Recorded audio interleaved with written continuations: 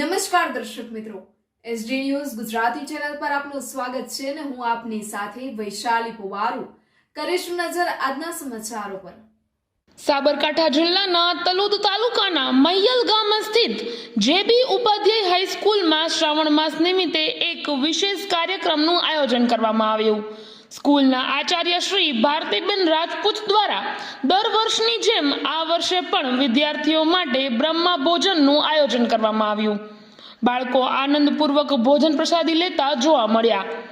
આ પ્રસંગે મહિયલ ગ્રામ પંચાયતના સરપંચ શ્રીમતી ભાનુમતીબેન ઝાલા, પ્રાથમિક સ્કૂલના આચાર્ય શ્રી રીટાબેન, હાઈસ્કૂલના આચાર્ય શ્રી નિલેશભાઈ તેમજ ગ્રામજનો અને કોર્પોરેટરશ્રીઓ સહિત અનેક આગેવાનો ઉપસ્થિત રહ્યા।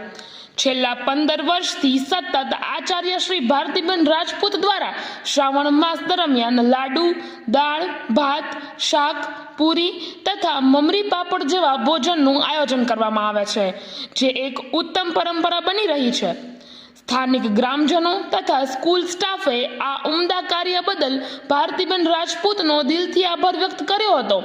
ખરેખર શિક્ષક સમાજ માટે પ્રેરણારૂપ એવા આવા કાર્યો સમાજમાં શિક્ષણ સંસ્કારનું બીજ વાવે છે। રિપોર્ટર પરેશ શર્મા સાથે એસટી ન્યૂઝ ગુજરાતી, તલોદ, સાબરકાંઠા। મારું નામ રાજપૂત ભારતીબેન કેવલસિંહ, શ્રી જેબી ઉપાધ્યાય હાઈસ્કૂલમાં નોકરી કરું છું, પ્રાથમિક વિભાગમાં આચાર્ય તરીકે।